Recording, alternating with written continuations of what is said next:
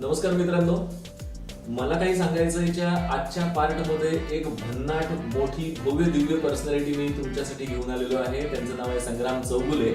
संग्राम चौगुले हे जर नाव बघितलं तर कुणाला माहित नाही असं मला वाटतं भारतभरात कोणी नाहीये. नुसतंच बॉडी बिल्डिंगचं क्षेत्रच नाही तर सगळ्या स्पोर्ट्समधना आपला माणूस वाटतो असा एक जो संग्राम चौगुले आहे, जो कोल्हापूरच्या लाल मातीमध्ये जन्मला आणि कोल्हापूरच्या लाल मातीमध्ये जन्मल्यानंतर पुण्यामध्ये करिअर करायला येत असताना खूप सारे उतार चढाव बघितले आणि ते बघत असताना सुद्धा करिअरला अशा काही उच्च शिखरावरती नेलं की 6 वेळा भारतश्री आणि 2 वेळा मिस्टर युनिव्हर्स पर्यंतची मजल ज्या व्यक्तीनं मारली अशी एक खूप मोठं व्यक्तिमत्व आज आपल्या स्टुडिओमध्ये आलेलं आहे. मला काही सांगायचंय मध्ये थेट प्रेक्षकांशी बातचीत करण्यासाठी. तर मी संग्राम चौगुलेंचं या ठिकाणी स्वागत करतो. नमस्कार संग्रामजी. नमस्कार. संग्रामजी, मी तुम्हाला एक पहिला प्रश्न असा विचारू इच्छितो की खरं सांगायचं तर खूप सारे प्रश्न मनामध्ये माझ्या साचलेत. आधीच्या झालेल्या आपल्या गप्पांमधून खूप साऱ्या प्रश्नांची उत्तरं पण मिळाली. पण पहिला प्रश्न असा आहे की शालेय जीवनामध्ये असताना तुम्ही निश्चित स्पोर्ट्समन होता असणार, खेळत होता असणार. तिथून या करिअरमध्ये येण्याची प्रेरणा मिळाली आणि ते लाईफ कसं होतं आणि तिथून काही तुमचा पॉइंट निर्माण झाला की ज्या पॉइंटला पकडून तुम्हाला बॉडी बिल्डर व्हावंसं वाटलं? काय होता तो एक्झॅक्टली क्षण सांगू शकाल? ऍक्च्युली मी ज्यावेळी लहान होतो म्हणजे अराउंड 4वी-5वीला असेल, 10 वर्ष असेल, त्यावेळेला मला स्पोर्ट्समन काय असतं किंवा या गोष्टी माहितीच नव्हत्या. आमचं एकच काम होतं की शाळा चालू व्हायच्या आधीपर्यंत ग्राउंड आणि शाळा संपल्यानंतर ग्राउंड. घरातले मारायला येत नाही तोपर्यंत ग्राउंडवरती राहायचं आणि मारतच घरात जायचं किंवा मग आवाज आला तर पळत जायचं, घरी बसायचं पहिलं. तर स्पोर्ट्समन काय असतं किंवा तुम्ही वर्कआउट काय करायचं, व्यायाम काय करायचा, या गोष्टी कन्सेप्ट नव्हत्या त्यावेळेस. पण लकीली मी ज्यावेळेस थोडं ग्राउंडला जायला चालू केलं आपल्या 5वी नंतर वगैरे, तर माझे मोठे दादा लोक होते जे माझ्या पप्पा मम्मीचे स्टुडंट्स. तर त्यांचं कसं होतं की त्यांना आई पप्पा माझे मारायचे भरपूर, कारण ते अभ्यासात चांगले होते. मोस्टली असं असतं म्हणजे 90% असतं की स्पोर्ट्समध्ये चांगले आहेत ते अकॅडमिक चांगले नसतात. माझं लकीली चांगलं होतं कारण आई वडील शिक्षक होते माझे, अकॅडमिक पण चांगलं होतं माझं. पण ह्या लोकांना काय करायचे की अभ्यास करत नव्हते त्यामुळे आई पप्पा थोडे फटकवायचे. त्यांचा बदला माझ्याकडून काढण्यासाठी ते जिम करताना मला त्यांच्यावर वर्कआउट घ्यायचे ग्राउंडवरती. आणि तो गमतीचा पार्ट होऊन गेला आणि ती माझी लाईफस्टाईल त्यावेळेपासून बनली. तिथे खरी लाईफस्टाईल झाली. येस, की व्यायामाची आवड आणि त्याच्यातून पुढचं जे सगळं आहे ते तिथं झालं की हे करतात ना, मोठे लोक करतात ते आपण करतो. तर माझ्या इथे लकील काय होतं, मोठी जी मुलं होती ती आम्ही क्रिकेट खेळायचो 5 ते 7 पर्यंत संध्याकाळी. 7 नंतर सगळे ग्राउंड जे असायचं शाळेचं वरांडा असतो तर त्या ठिकाणी सगळे वर्कआउट करायचे. वर्कआउटला काय पुशअप्स बैठक एवढंच, बाकीच्या नव्हतं. आणि पुलअप्स, डंबल चुकून कुठलं तर मिळाला तर किंवा मग ट्रकचे तुटके ऍक्सेल बिक्सेल असतील अशा गोष्टीने वर्कआउट करायचं. तर तिथं सवय लागली व्यायामची. बाकी टार्गेट बॉडी बिल्डरचं बिलकुल नव्हतं. बॉडी बिल्डर म्हणजे कोण असं माहिती नव्हतं. बॉडी बिल्डर कसे बनतात हे माहिती नव्हतं किंवा 6 पॅक असतात हे मला वाटतं की पुष्टे लावतात तिथे लहानपणी की एवढं चौकोनी कसं असेल, आमचं नाही तर त्यांचं कसं आहे, म्हणजे काहीतरी रंगवलेलं असेल किंवा ते पेंटिंग असेल असं वाटतं. कारण ते आम्ही ऑइल लावतो कलरफुल.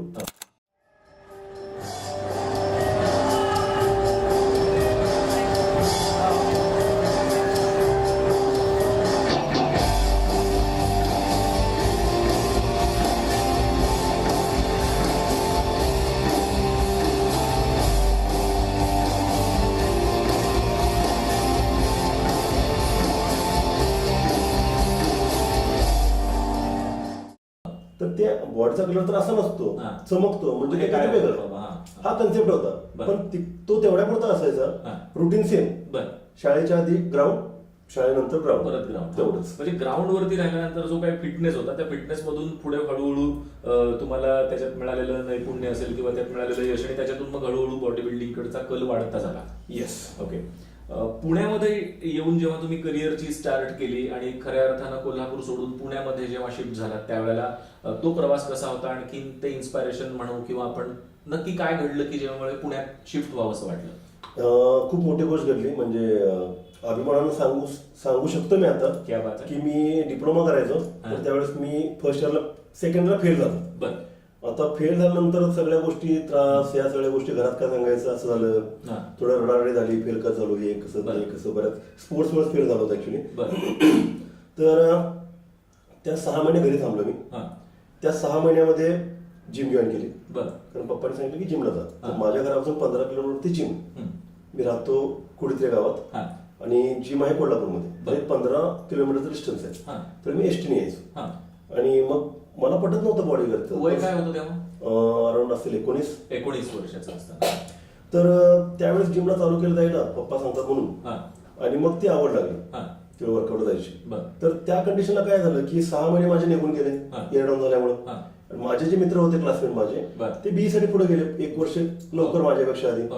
सेकंडला पास झालो मी, त्यात बॉडी बिल्डिंगची आवड लागली मला. Our next contestant comes to us from India, ranked at number 381, Sangram Chocolate.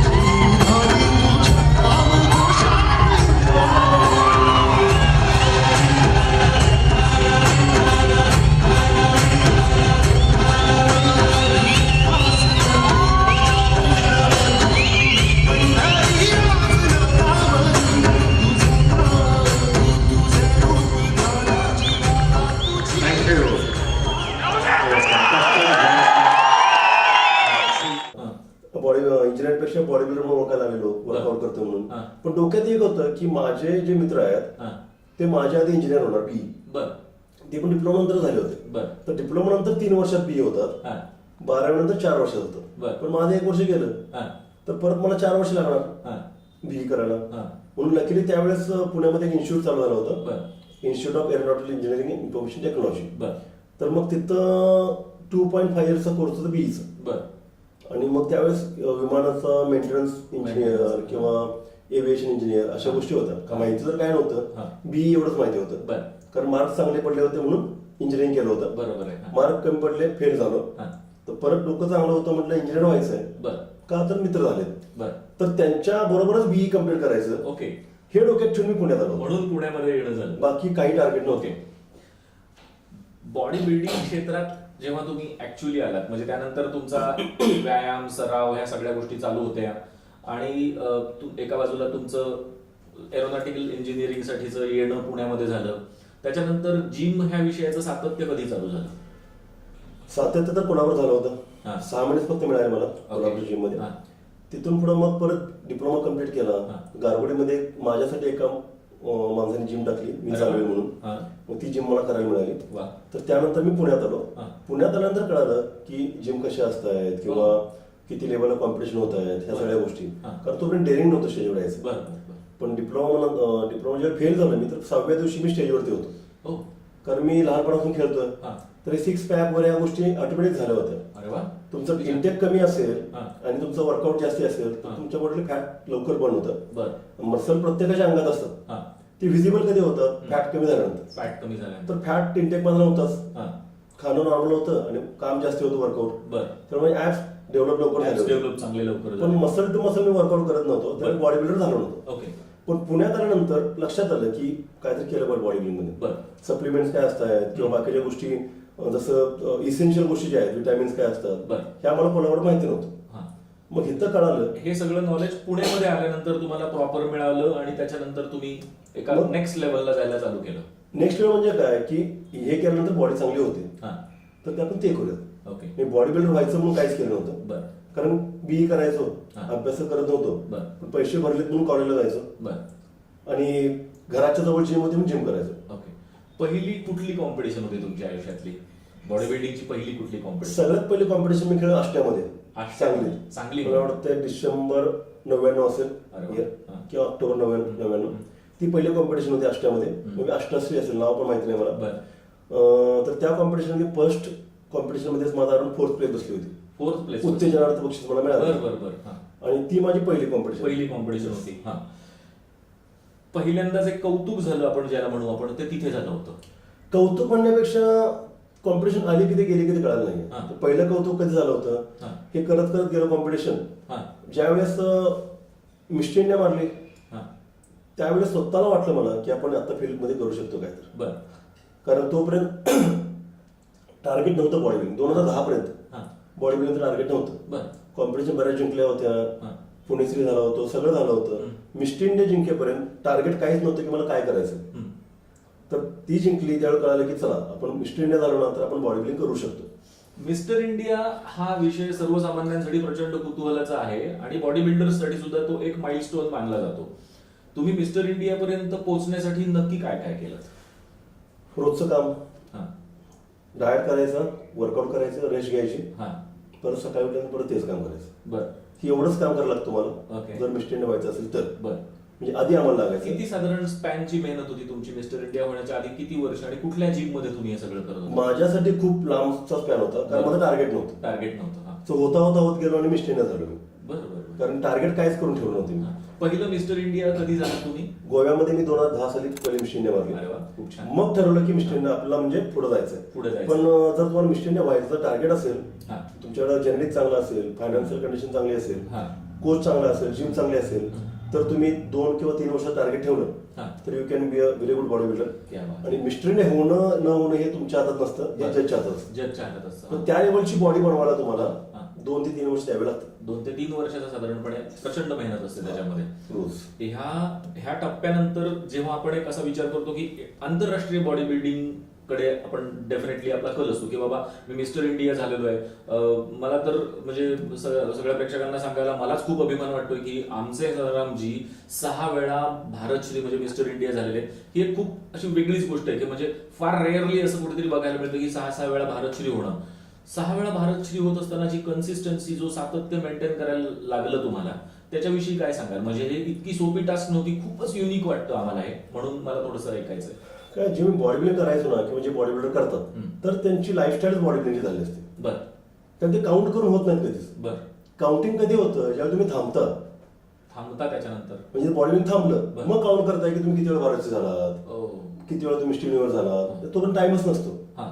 ती पण कॉम्पिटिशन नॉर्मलच असते, फक्त तुम्ही मेहनत जास्त करता कारण ते वर्षातून एकच होते. ओके.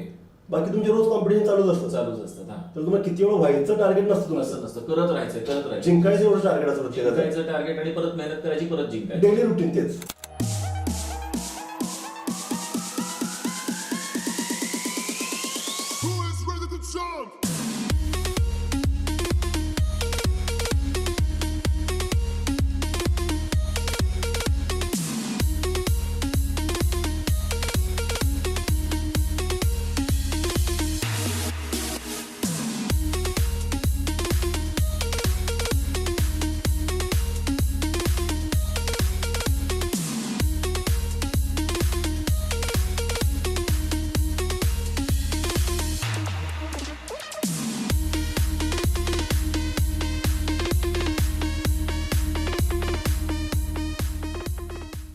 हे असं टार्गेट सगळं कंटिन्यू झालं होतं. बरं. पण रुटीन कसं आहे की तुम्हाला एज्युकेशन हा. आणि हे हा. दोन्हीपैकी एकच करता येतं प्रत्येकाला. बरं. हा.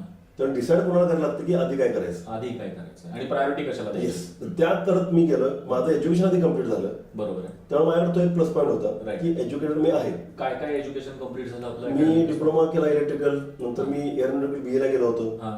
ते 3 वर्ष कम्प्लीट केली. अरे वा. कम्प्लीट झालंच नाही माझं सगळं. हा. मग तिथून मध्ये ब्रेक केलं मी. हा. आणि बिकॉज ऑफ दॅट कॉलेज, हा. त्या कॉलेजने मला हेल्प केली हा. स्पॉन्सरशिपची. अरे वा. म्हणून मी बॉडी बिल्डर झालो. क्या बात आहे. तेव्हा शर्मा सर जे माझे होते डायरेक्टर्स, हा. त्यांचा मी अतिशय जास्त आभारी आहे. अरे वा.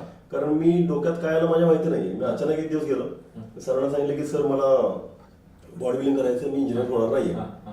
कारण मी 90% इंजिनियर बॉडी बिल्डर आहे, 10% इंजिनियर आहे. 10% इंजिनियर. सो बेटर 10% अजून वाढून मी प्रोफेशनल बॉडी बिल्डर्स होतो. हा. म्हणजे पूर्णपणे ज्याच्यामध्ये रस आहे, ज्याच्यामध्ये जीव ओतून काम करायला आवडेल ते बॉडी बिल्डिंगचे क्षेत्र आहे, तसं बळजबरी मला इंजिनियर नका बनवू असं काहीतरी झालं मग असेल. सरांना मी सांगितलं, सरांनी पण मला चांगलं द्यायला ट्राय केलं की संग्राम ठीक है आपको जो करना है करो लेकिन आपको उसमें टॉप जाना चाहिए. हो. ही जी गोष्ट डोक्यात बसली होती ना की आपण इंजिनिअरिंग सोडलंय, मिडल क्लास मध्ये आलोय आपण, आपल्या घरच्यांनी आपली फी भरली आहे लाखामध्ये, हो. ती सोडून आपण इकडे चाललोय, तर आपल्याला काहीतरी केलं पाहिजे, हे एकच डोक्यात होतं बरोबर. त्यावेळेस. म्हणून मग ते चालू होतं की काहीतरी केलं पाहिजे यामध्ये. पण कुठंपर्यंत सरांच्या जवळ असेपर्यंतच. हो, पण ज्यावेळी मला स्पॉन्सरशिप चालू झाली त्यावेळी हॅपी मॅन होतो मी. क्या बात आहे. कारण घरातून मला फक्त 5,000 मिळायचे, पुण्यात 5,000 पुरत पुरत नव्हते. हे जेवणाचेच पैसे होते आमचे, बाकी कुठलेच नव्हते. आणि ते 4,000 मिळायला चालू झाले, मेस फ्री झाली मला. अरे वा. तर लाईफ सेट झाल्यासारखं वाटलं Life मला. set झाल्यासारखं. म्हणजे एक समाधानानं एका गोष्टीमध्ये कॉन्सन्ट्रेशन करता आलं त्यामुळे. Yes. म्हणजे ते शर्मा सर हा एक टर्निंग पॉईंट होता असं म्हणायला हरकत नाही. येस, म्हणजे माइंड सेट करण्यासाठी. माइंड सेट करण्यासाठी आणि तुम्हाला प्रोत्साहन देण्यासाठी, आणि नुसतं नाही, सगळ्याच अँगलने त्याने ते तुम्हाला छान मदत केली हा, त्यावेळेस. आणि त्यावेळेस त्यांनी चालू केलं, मी पण चालू केलं, कॉलेजचं नाव पण नावाने चालू केलं मी जिमला. त्यांच्या पण तेवढंच होतं की कॉलेजचं नाव फक्त कॉलेजचं नाव प्रमोट करावं. असं पण लावायचंच मी. ऑफकोर्स. पण सगळ्यांना हा chance मिळत नाही. प्राऊड फील असतोच नेहमीच. येस, पण सगळ्यांनाही येत नाही, कारण सगळ्यांच्यावर तो कॉन्फिडन्स पण नसतो. कॉन्फिडन्स नसतो. पण तुम्हाला कोणतं हेल्प करताना तर तुमच्या डोक्यात पाहिजे की एखादा माणूस मला हेल्प करतो ह्या कारणासाठी, तर तुम्ही ते केलं पाहिजे. तर ह्यानंतर मला गोष्ट मी खरंच मला प्रत्येक ठिकाणी सांगायची म्हणजे इच्छाच होते की टर्निंग पॉईंट माझा झाला कधी की जेव्हा मी आजमबाई पानसरे भेटलो त्यावेळेस. कारण ते माझे गॉडफादर आहेत. मला वाटतं महाराष्ट्रातल्या मॅक्सिमम स्पोर्ट्स पर्सनचे गॉडफादर भाई आहेत. ग्रेट. कारण जे कोणी जिंकतायत ते पड्या त्यांच्याकडे जातात आणि त्यावेळी बाईंच्याकडे त्यांना हेल्प होते. आणि कुठंही प्रमोशन त्यांचं होत नाही की माझ्यामुळे तुमचं आलं किंवा मला सांगा मग कधी. नाही, आझमबाईंबद्दल आम्ही हे पण नेहमीच ऐकलेलं आहे की प्रसिद्धी पराभिमुख माणूस, म्हणजे कधीही प्रसिद्धीच्या झोतात न येता मन लावून मदत करणारी अशी एक वेगळी स्पोर्ट्सच्या बाबतीत त्यांना भयंकर प्रेम आहे. म्हणजे कुठलाही स्पोर्ट्स पण त्यांना दिसला. माझं पण लग तेच होतं की मी बॉडी बिल्डर म्हणून त्यांच्या कॉन्टॅक्ट मध्ये आलो आणि त्यांचा मला सपोर्ट भेटला मेंटली आणि फायनान्शियली मी जास्त त्यांच्याकडे जात नव्हतो. पण ज्यावेळी मला काहीतरी कमी पडायचं त्यावेळी मी बाईंना जाऊन सांगायचं की मला इतकी कमी पडतो नाही, तर मला त्यांच्याकडून ती हेल्प व्हायची. आणि दुसरं काय की मेंटल मी खूप स्टेबल झालो. कारण बॉडी मध्ये ह्या गोष्टी खूप असतात. तुमची ओळख कुठे आहे, मोनोपॉली तुमची असते बऱ्याच ठिकाणी. मला त्रास झाला कुठला, कोल्हापूर पुणे. मी आलो होतो कोल्हापुरातून, तर पुण्यातले लोक म्हणायचे मला की तू पुण्याचा नाही आहेस, तुला नंबर मिळत नाही. इथून मी कोल्हापूरला खेळायला गेलो तर कोल्हापूरचे म्हणाले तू पुण्याचा आहेस, तर मी रेफ्युजी झालो होतो ऍक्च्युली. अरे बापरे. ह्या कंडिशन कॉन्ट्रोवर्सी होती एकदम जास्ती.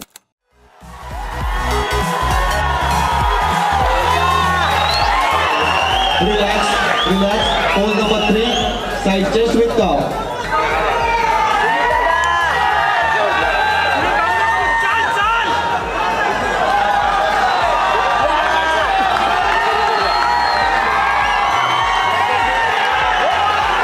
Pose number 4, back double bicep with cow.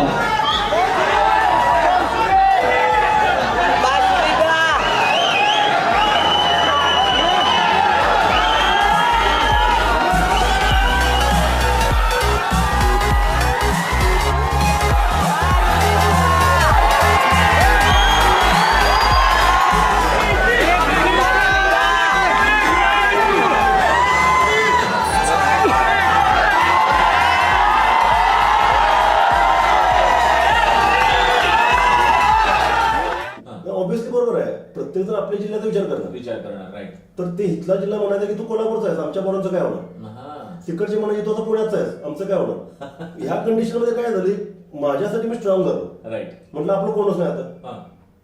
Federation कोल्हापूरची पण नाही माझ्यासाठी, पुण्याची पण नाहीये. म्हटलं आपण करत राहा, नंबराची अपेक्षा सोडा. आणि ती जी अपेक्षा सोडली मी, त्यामुळे मी स्ट्रॉंग झालो. मला प्रत्येक गोष्टी परफॉर्म करायचंय. माझं काम परफॉर्म करणं आहे, ज्याचं काम रिझल्ट देणं. बरोबर आहे. ते आपण काय बदलू शकत नाही. पण मलाच कॉम्पिटिटर मी समजलं दरवर्षी, दुसऱ्याला केल्यावर त्रास होतो. त्याची माझ्यापेक्षा भारी बॉडी आहे, तो त्याचं काम करत असतो ना. म्हणून मी काय ठरवलं की माझी बॉडी दरवर्षी माझ्यापेक्षा चांगली झाली पाहिजे, तेच माझ्या हातात आहे. बरोबर आहे. दुसरा काय करतो मला माहिती नाही. याच्यामुळे माझं माइंडसेट झालं. कारण किती हरलो बऱ्याच ठिकाणी मी, तर काय वाटत नव्हतं. कारण मी एन्जॉय करायचो परफॉर्मन्स आणि पब्लिकला आवडायचे. कारण बेस्ट पोजर मला प्रत्येक वेळी किताब मिळायचा. कारण चांगला आहे हा, याला आपण टायटल दिलेलं नाहीये, एक तर काय तर द्यावं. ह्या दृष्टीने मला ते तर प्राइज मिळायचं. बरोबर आहे. पण तिथं मला एक्स्ट्रा परफॉर्मन्स करायला मिळायचा, त्यामुळे माझं पब्लिकमध्ये नाव चांगलं होत गेलं आणि एक प्रकारचं वेगळंच रिलेशनशिप, म्हणजे सगळ्यांच्या गळ्यातला ताईत बदल. हो, कारण टायटल मारणारा म्हणून दुसऱ्या दिवशी विसरतात. राईट. पण एक कोणतं असं म्हणत असतो यार तो त्यानं चांगलं पोजिंग केलं होतं बरं का, ते लक्षात ठेवतात. किंवा तो एखादा मुलगा होता त्याची ट्रंक चांगली होती, त्यानं ऑइलिंग चांगलं केलं होतं, असं स्पेशल तुम्ही काय तर करता ना तरी तुम्ही लोकांच्या लक्षात राहता. स्मरणात राहतं.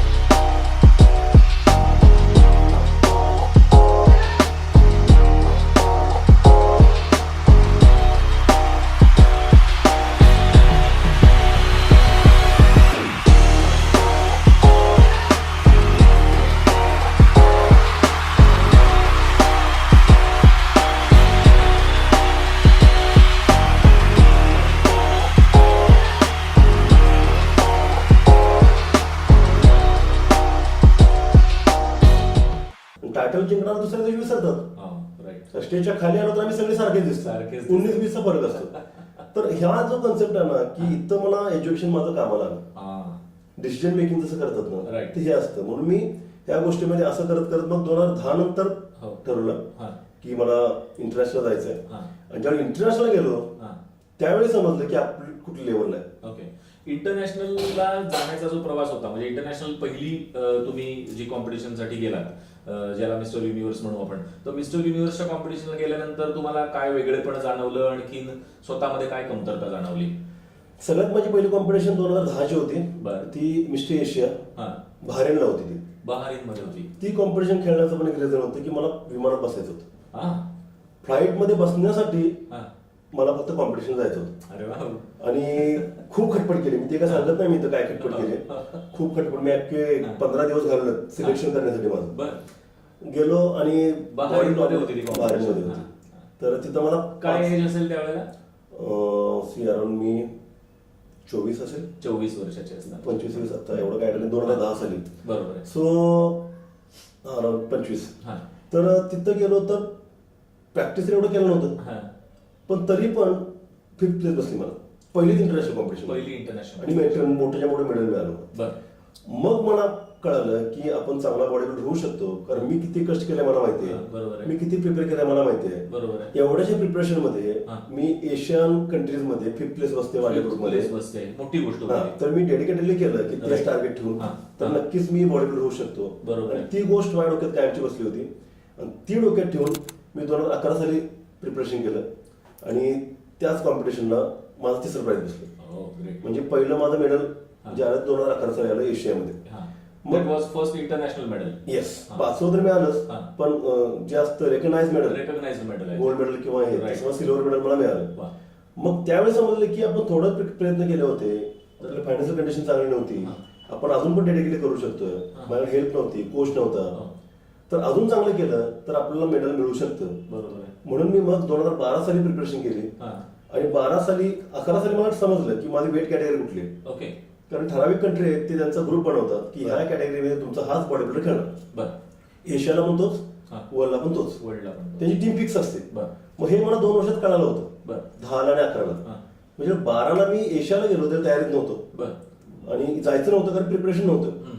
पण लक असतं प्रत्येकाचं. टाइम चांगला असतो. टाइम चांगला असतो तर सगळ्या गोष्टी होतात. बरोबर. तिथं माझा 3rd प्राइज 2nd प्राइज बसलं मला. हम्म. आणि माझ्या ग्रुपमध्ये जो मुलगा होता हम्म. तो इराणच्या टीमचा सगळ्यात विकेश बॉडी बिल्डर. बर. आणि मी कमी तयारीत होतो. हा. माझा मला वाटतं 50% प्रेप असेल फक्त. पण तो 100% करून आला होता. बर. त्याचा फर्स्ट बसला, माझा 2nd बसला. मी टार्गेट ठेवलं की एशियाला आता वर्ल्डला हाच मुलगा येणार युनिव्हर्सला हम्म. जो माझ्या ग्रुपमध्ये कॉम्पिट करणार. 85 कॅटेगरी वेट होतं माझी. हा. आणि मी जर चांगलं प्रिपरेशन केलं तरी मी आरामात बीट करू शकतो. क्या बात. ही मला गॅरंटी होती. हम्म. कारण फिक्स त्यांचं असतं. हम्म. तर मग मी त्यावेळेस जाताना भाईनं सांगून गेलो होतो बर. की भाई मी यावर्षी मिस्टर युनिव्हर्स होऊन येतो. हा. कॉन्फिडन्सली सांगितलं तुम्ही. आणि माझ्या डोक्यात एकच होतं की माझं वजन 85 किलोच्या खाली आलं ना तर मी मिस्टर युनिव्हर्स झालो. हम्म. पण माझं त्या वर्षी एवढी तयारी केली होती मी तर 93 kg मध्ये मी फुल रिप होतो म्हणजे तयारीच होतो चांगलं की मला वेट कमी करणं पॉसिबलच नव्हतं. पण माझं टार्गेट होतं की 85ला जायचं. 85 तर मी 4 दिवसामध्ये इथून बाहेर पडून तिथं वेईंग देईपर्यंत कमीत कमी 7 किलो वेट कमी केलं होतं मी मसल सकट. ते कसं काय केलं? पाणी कंट्रोल केलं होतं, 4 दिवस जेवण केलं नव्हतं, 4 दिवस पाणी पिलं नव्हतं, सगळं बॉडीबिल्डर करतात. म्हणजे तुमची ताकद राहणं किंवा त्या गोष्टीत एनर्जी कशी डोक्यात एकच होतं की 85 झालं तर वेळ होणार. बापरे, माइंड मध्ये तुमची असेल ना तर तीच गोष्ट होते.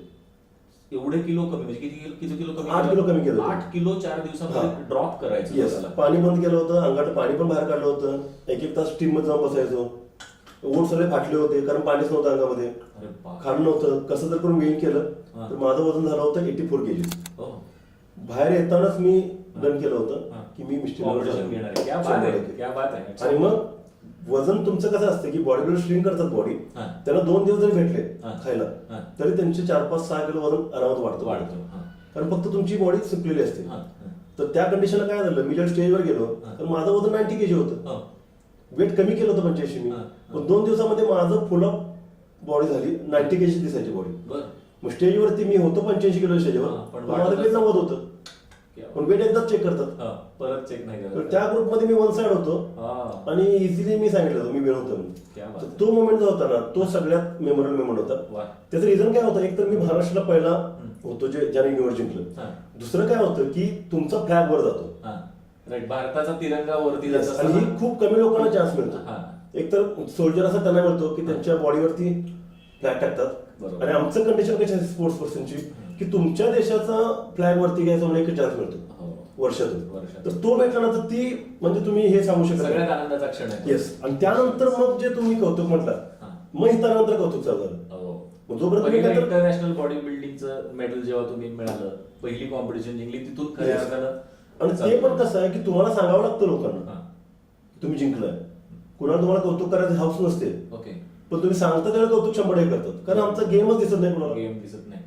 पॉप्युलरिटीचं जे प्रमाण आहे ते आता तुम्ही जो म्हणाला त्याला एक थोडासा जवळनं जाणारा प्रश्न असू शकतो की म्हणजे माहीत असणं, म्हणजे जसं एखादी मॅच भारत जेव्हा जिंकतो, क्रिकेटची मॅच जिंकतो, तेव्हा त्याचा होणारा गवगवा आणि एखादा इंटरनॅशनल मेडल घेऊन येतो जेव्हा भारतीय खेळाडू, आपला महाराष्ट्राचा खेळाडू, तर त्याचा होणारा गवगवा, याच्यामध्ये एक मोठा फरक बघायला मिळतो आपल्याला.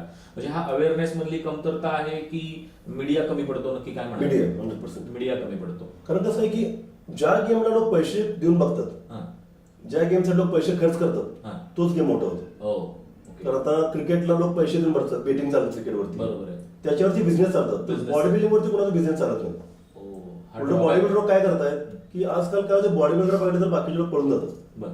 कारण प्रत्येक बॉडी बिल्डर काय करतो, मी गरीब आहे मला पैसे द्या, मी गरीब आहे मला स्पॉन्सरशिप द्या. ओके. मग ही जी आहे ना गोष्ट हा. ही चुकीची आहे. चुकीची. आणि त्यामुळे काय की ह्या गेमकडे दुर्लक्ष लोकांचं होतंय. आणि परत काय आहे की प्रत्येक जण चुकीच्या मार्गाने घेतात आम्हाला. बरोबर. अरे हा काय टॅबलेट करून बॉडी केली, पावडरची बॉडी आहे, यांची इंजेक्शनची बॉडी आहे.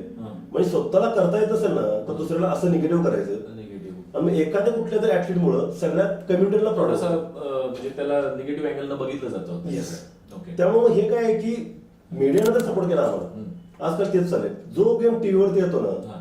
तो गेम प्रमोट होतो. म्हणजे असं इथे म्हणायला हरकत नाही आपल्याला की मीडियानं बॉडी बिल्डिंग क्षेत्राकडे जर प्रॉपर लक्ष दिलं आणि त्याच्यातल्या नंबर ऑफ गोष्टी जर आपल्याला ऑन स्क्रीन जेव्हा यायला लागतील तेव्हा कदाचित ह्या गेमची पॉप्युलरिटी अजून खूप चांगली झालेली असेल आणि जे बॉडी बिल्डरसाठी खूप सपोर्टिव्ह होईल. येस. आणि हे बॉडी बिल्डर पण करायला पाहिजे. बॉडी बिल्डरनं पण करायला कारण फक्त बॉडी बिल्डिंगसाठी नाही आहे, हा. काही गेम आहेत क्रिकेट हा. आणि आता कबड्डी, हो. ह्या 2 गेमला रेकग्नायझेशन आहे की लोक ओळखतात. ओळखतात. तुम्हाला माहिती आहे का भालापेक्षा कुठला बॉडी आहे का आता ऍथलीट? हा, नाही माहिती. बरोबर. नाही काही माहिती ना? मधली कोणी माहिती नाही. नाही माहिती तुम्हाला कोण? Right. गोळापेक्षा माहिती आहे का तुम्हाला? वैयक्तिक स्वरूपात जे काही खेळ सोलो नाही. गेम्स जे होतात त्याच्यामध्ये फार कमी लोक माहिती. बॉडी बिल्डर काय हे आहे त्यांच्याकडे, तुमच्याकडे प्लस पॉईंट हा. की तुम्हाला सांगायला का तुम्ही काय करताय. हा, ते लगेचच दिसतं. आता मी इथं बसलोय असं इंटरव्ह्यूला, हे माझा जनरल गेटअप आहे, मी काय Yes. दाखवायला बसलो नाहीये. करेक्ट. पण तुमच्याकडे जे चांगलं आहे ना ते दाखवलं पण पाहिजे तुम्ही. गरजेचं पण आहे. कुठं दाखवायचं कळायला पाहिजे. आणि किती दाखवायचं हे कळलं पाहिजे. बरेच बॉडीला काय करतायत, ते दहीहंडीला कपडे काढून पोजिंग करायचंय, हा.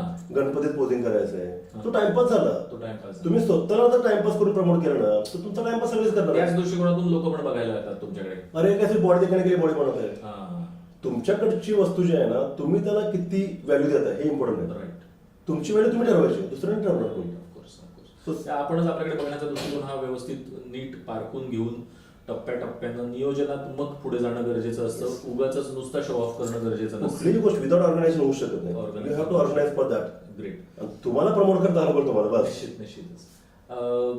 सगळ्यांनाच कुतूहलाचं वाटणारा एक विषय असतो की आज इंटरनॅशनल बॉडी बिल्डर होणं, त्याच्यानंतर 3-3 वेळा मिस्टर युनिव्हर्स पर्यंत जात असलेली संग्रामजींसारखी व्यक्ती, रोजचा दिनक्रम काय असेल बाबा या व्यक्तीचा? म्हणजे किती वाजता उठतात, काय काय खातात, किती वेळ व्यायाम करतात, काय असेल स्वतःबद्दलचा सगळा तो विषय जो ऐकण्यासाठी प्रचंड उत्सुक आहेत. मला सर तुमच्याकडून ऐकायला खूप आवडेल.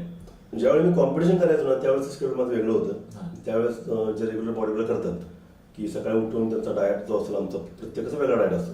डाएट मध्ये सेम गोष्टी असतात. अंडी असतील, चिकन असेल, सॅलड असतील किंवा ओट्स असतील, राईस असेल, फ्रुट्स असतील. तो माझा कन्सेप्ट वेगळा होता त्यावेळेस. पण आत्ताचं रुटीन बघितलं माझं तर अतिशय अनऑर्गनाइज आहे. कारण सध्या ज्या गोष्टी गरज आहे ती गोष्ट करत चाललोय मी. सध्या बिझनेसमॅन आहे मी. जिम माझ्या भरपूर मी करत चाललोय पुढे. फिजिक हा माझा ब्रँड आहे. आणि सध्या काय आहे की बॉडी तुमची आहे तोपर्यंत तुम्हाला त्याचं इम्प्रेशन करून घेतलं पाहिजे. बरोबर आहे. प्रत्येक ठिकाणी कपडे घालून जाऊ शकत नाही. नाही जाऊ शकत. आता लॉकडाऊनमुळे बॉडी बिल्डिंग शो पण बंद झाले. पण कसं आहे की ह्या पिरियड मध्ये कसं आहे की सकाळी उठण्याचा टाइम आज फिक्स नाहीये. बरं. कारण झोपण्याचं पण नाहीये. बरं. बऱ्याच वेळा सकाळी 4 वाजता झोपतो. ज्यावेळेला उठेल त्यानंतर झोपेपर्यंत दिवस.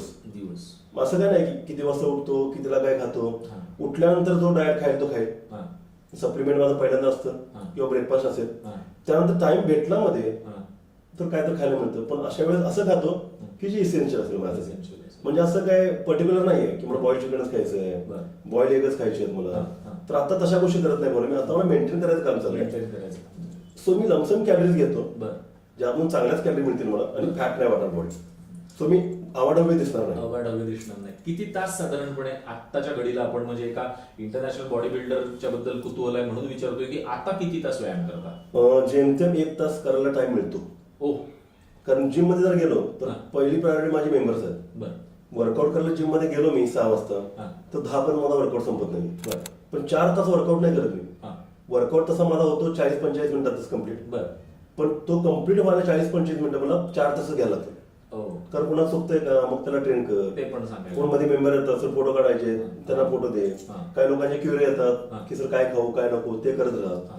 त्यामुळे मी आता शेड्यूल माझा बदललाय. मी जिम बंद झाल्यानंतर वर्कआउट करतो 1 तास. म्हणजे त्यामध्ये तुमची सलग तुमचं स्वतःच 1 तास माझा वर्कआउट होणं मला गरजेचं आहे. जेवण नसेल तर चालेल पण वर्कआउट होणं अतिशय जास्त गरजेचं आहे.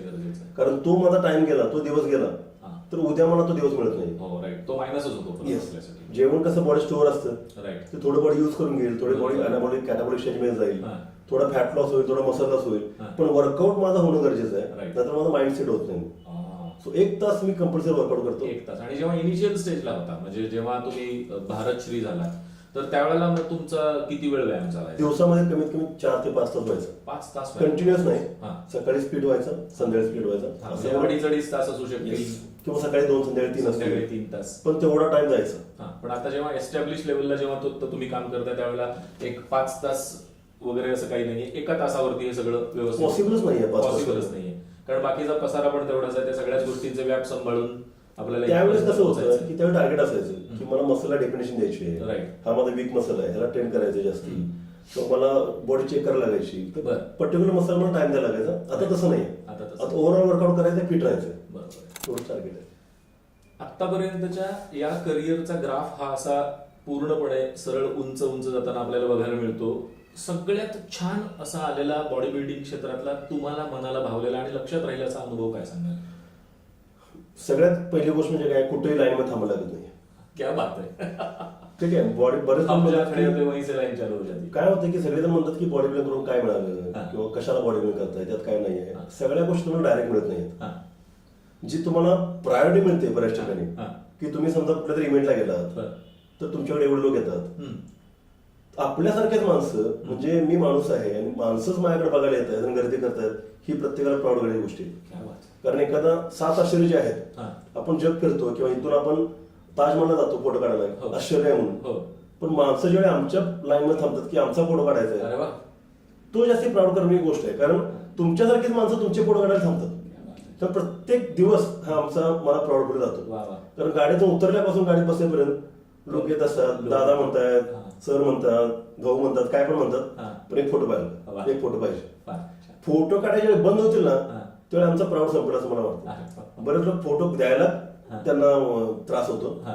तर काढलं नाही फोटो माझ्याशी कोणी तर मला त्रास होतो. ओ, क्या बात आहे. कारण तोपर्यंत तुम्हाला मला माहिती असतं की नाही मी चांगला दिसतोय अजून पण तो रिस्पेक्ट लोकांच्या मध्ये आहे. तर ही प्रत्येक दिवशी प्राऊड मोमेंट बॉडी बिल्डर साठी प्रत्येक दिवस हा प्रत्येक प्राऊड दिवस हा प्राऊड फील होणारा, आनंदाचा एक संचय वाढवणारा दिवस असतो. आणि फॅमिलीसाठी काय असतं की प्राऊड फुल म्हणतात की लाईफ मध्ये मला काहीतरी करायचंय हा. फॅमिलीसाठी. हा.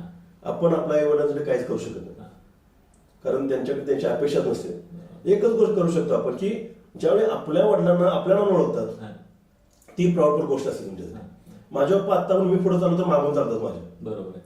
कारण मुलग्याकडे किती लोक बघतायत हा. हे त्यांच्या डोक्यात हा. असतं. आणि हेच आपण देऊ शकतो. बाकीच्यांना वाटतं की मी वडिलांना गाडी दिली, घर दिलं, पैसे दिले, ते त्यांना मॅटर करत नाही. Matter नाही करत आहे. त्यांना मॅटर काय करते की माझ्या मुलग्याला किती लोक ओळखतायत क्या बात आहे. आणि त्याच्याकडे किती गर्दी करतात. सो तो प्राऊड मोमेंट असतो. ज्यावेळी मी विनोद जिंकलो त्यावेळी प्रत्येक वेळेस लोकांना ते असं बघताना पप्पांना मला चांगलं वाटतं अजून. वा, फार तो प्राऊड मोमेंट सुंदर. आहे. आई वडिलांना आनंद देणं ह्याच्यातून ह्याच्यासारखा आपल्यासाठीचा मोठा आनंद नाही, आणि ते सगळ्यात आपण पुण्याचं काम करतो. तेच करू शकतो. पुण्याचा म्हणण्यापेक्षा रिटर्न रिटर्न्स, बरोबर आहे.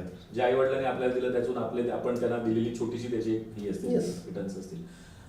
थोडासा पर्सनल प्रश्न आहे की ह्या सगळ्या धामधुमीमध्ये दिवसभराचा व्यायाम असेल, आंतरराष्ट्रीय स्पर्धांना जाणं येणं असेल, शोज असतील, तुमच्या जिम्सची चेन आता खूप मोठी झालेली, आपण त्या प्रश्नाकडे येणार आहोत थोड्या वेळानंतर. पण या सगळ्यांमध्ये घर, कुटुंब आणि स्पेसिफिक मिसेससाठी वेळ देऊ शकता का? इम्पॉसिबल. म्हणजे ट्राय करतो बराच पण होत नाहीये. आणि ज्यावेळेस माझं बॅटिंग इतकं आहे की मी ज्यावेळी काहीतरी प्लॅन करतो फॅमिलीसाठी त्यावेळी नेमका तो मिस करतो. बरं. त्यामुळे ती अतिशय मोठी खंत म्हणू शकता किंवा वाईट गोष्ट आहे माझ्यासाठी. हा. पण नाहीये. ज्यावेळेस कसं आहे की तुम्हाला ज्यावेळेस 100 लोकांसाठी काहीतरी करायचं हा. आहे, 100 फॅमिली तुमच्यावर डिपेंड असतात, हा. तर एका फॅमिलीकडे दुर्लक्ष होतं. पण मग ते नेमकं आपल्या मिसेसच्या बाबतीत होतंय, आपल्या पत्नीच्या बाबतीत ते होत असताना कुठेतरी मनाला वाटत असेल. खूप जास्त वाटतं पण ते सांगू शकत नाहीये. पण त्या समजून घेतात. सांगितलं तर पटत नाहीये. हा, ओके. समजून घेण्याची एक लेवल असते की ठीक आहे, आज नाही उद्या नाही परवा, पण किती वर्ष. त्यामुळे कसं आहे की एका लेवलला लिमिट तुटतं, मग ते प्रॉब्लेम होतात, मग भांडण होतं, मग किरकिर होते. परत नंतर मग समजतं राग आल्यावर बोलणं कळत नाही. मी पण बोलून जातो, बायको पण बोलून जाते. नंतर परत शेवटी लव्ह मॅरेज आहे माझं. आधीचा टाइम वेगळा असतो, नंतर टाइम वेगळा असतो, रिस्पॉन्सिबिलिटी वाढली असतात. Right. पण बायको आपल्याला समोर कोणाला विचारतात. निश्चितच. आणि कोणावरती येस, रागवणार? त्यामुळे राग ऐकून घ्यायचं, आपण मग काहीतरी बोलायचं, हे करायला, ह्या गोष्टी होतात. म्हणजे ह्या गोष्टी आता अंगवळणी पडलेल्या आहेत. पण त्याला इलाज पण नाहीये आता काही. मी ट्राय करतोय मॅक्सिमम की टाइम द्यायचा. काही वेळ कुटुंबाला दिला पाहिजे. of course. मॅक्सिमम द्यायचा ट्राय करतोय, अजून पण होत नाहीये. सो बायकोला काय सॉरी म्हणत असतो मी, आता पण म्हणतो सॉरी, व्हेरी सॉरी. मी ट्राय करतो, कधी बघेल त्या इंटरव्ह्यू तुला कळेल. निश्चितच. पण मी प्रत्येक ट्राय करत असतो. मला वाटतं प्रत्येक बॉडी बिल्डर ट्राय करतो. ग्रेट.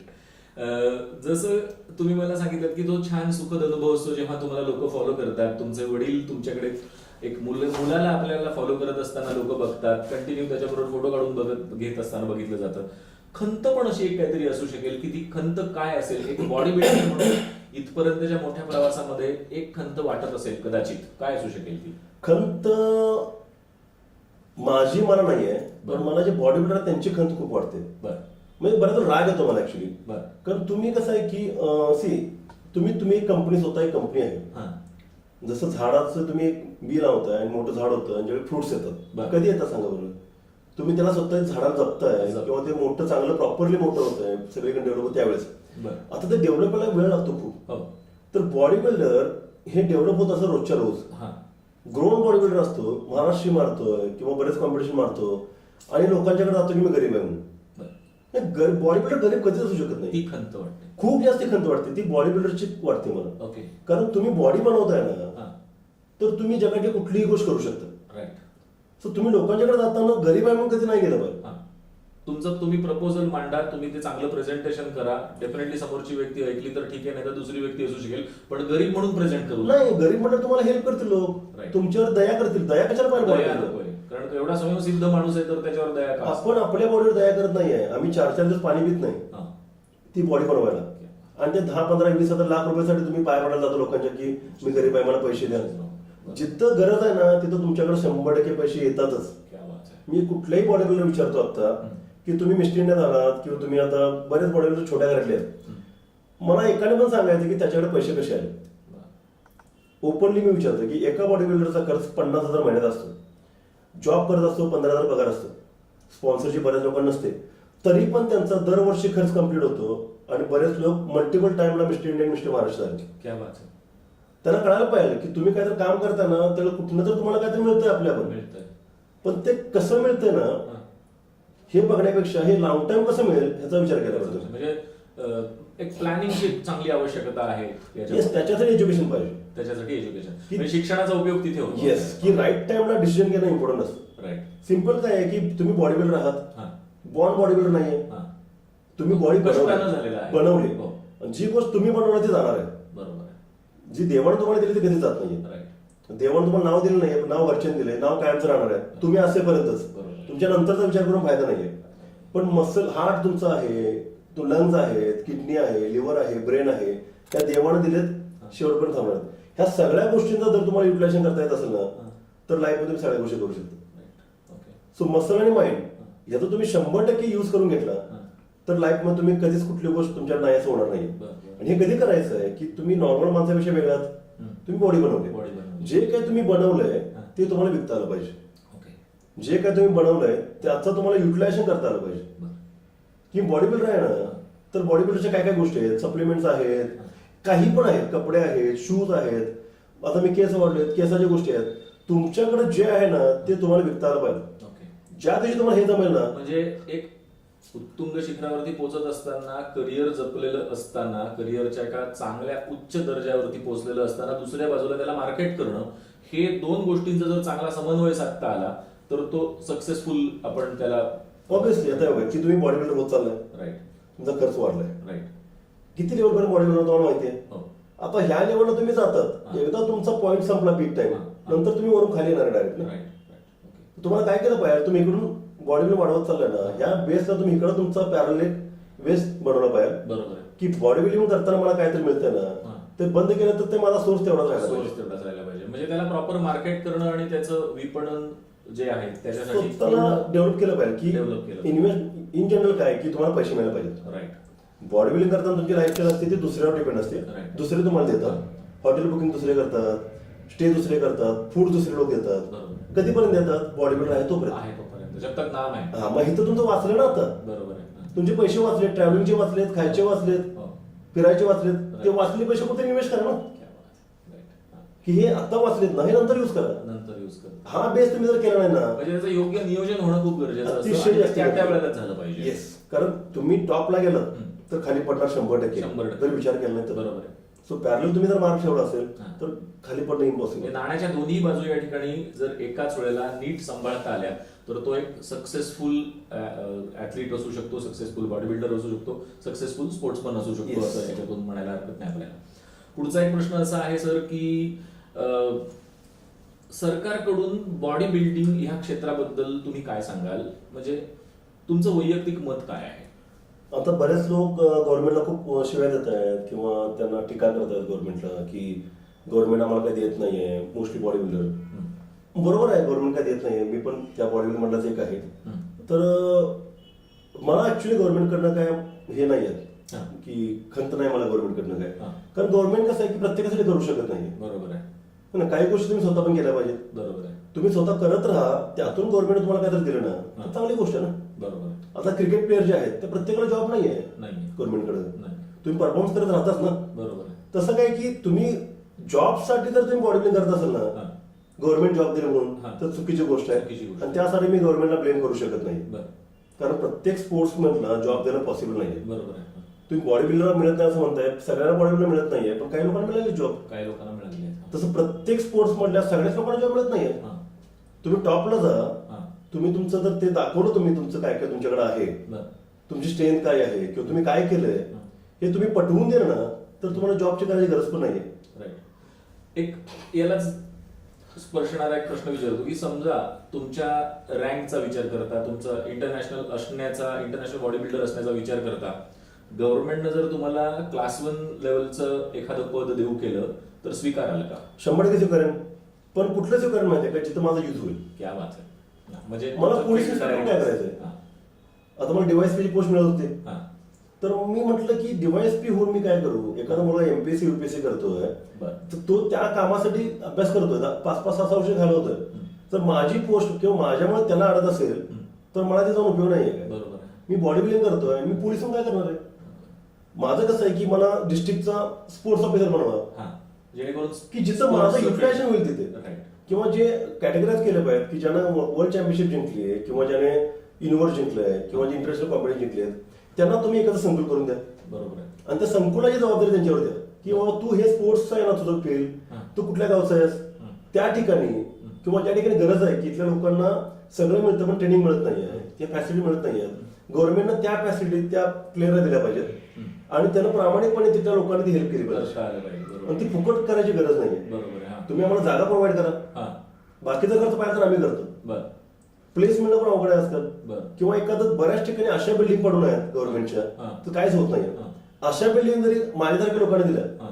प्रत्येकाने मी सांगू शकत नाही, ते स्पोर्ट्स कॉम्प्लेक्स हा, त्या गोष्टी. तिथं मी डेव्हलप करेन ती गोष्ट, कारण माझी ती बेसिक गोष्ट वाचेल ना. Right right. तर ह्या गोष्टी करणं स्पोर्ट्समन साठी गरजेचं आहे की ज्या फील्ड मधला तो आहे ना, त्या फील्ड मध्ये त्याला जॉब दिला पाहिजे. क्लास 1 पोस्ट तुमची प्राऊडनेस वाढवतो, तुम्हाला ते अभिमान देतं, पण ते डिवाइस पी होऊन किंवा हे मला पटत नाहीये. बरोबर आहे. हा.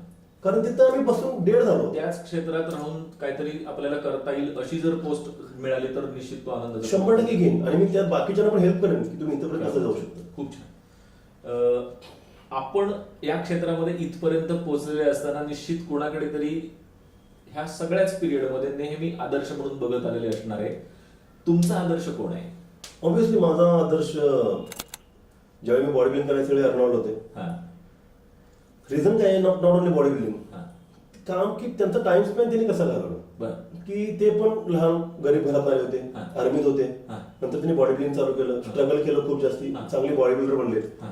नाव केलं, हा. फिल्म इंडस्ट्री झाली, फिल्म इंडस्ट्रीमध्ये आले. टाइम ओळखलं त्यांनी बरोबर. की आफ्टर 40 त्यांनी फिल्म इंडस्ट्रीमध्ये काम केलं, Right. ग्लोबली नाव झालं. ग्लोबली नाव झालं. कारण बॉडी बिल्डरचं नाव त्या एरियापुरतं होतं, राईट. ग्लोबली नाव झालं मूवीज मुळे, ग्रेट. त्याचं नाव करून ते पॉलिटिक्स मध्ये आले हा. आणि त्याच्यानंतर आणि त्यानंतर गव्हर्नर झाले हा. आणि आता ते म्हणतात राईट. म्हणजे त्यांनी स्वतःच लाईफ केलं ऍज अ ऍथलीट, नंतर ऍज अ ऍक्टर, आणि त्या गुडविलवरती पॉलिटिशियन झाले. त्यांनी बाकीचे तर कामं काय केली हे मला माहिती नाही, पण केली असेल चांगली किंवा करू शकतो. त्या लेवलला त्यांनी स्वतःला सिद्ध पण केलं हा, आहे. त्यामुळे त्यांनी तशी घालली. आताच्या कंडिशनला माझा आयडिया आहे रॉक. ओके. कारण कसं आहे की सगळ्यांना पॉलिटिक्स मध्ये जाता येत नाही, सगळ्यांना मूवीज मिळत नाही. हा. सो रॉकने पण स्पोर्ट्स मध्ये केलं करिअर, हा. नंतर तो मूवीज मध्ये आता आहे. हो. हे करता करता त्यानं स्वतःच एक असं वर्ल्ड बनवलं स्पोर्ट्सचं हा. की जिथं तो बऱ्याच कंपनी टाईप मध्ये आहे हा. आणि त्यानं स्वतःची प्रोडक्शन कंपनी काढली बर.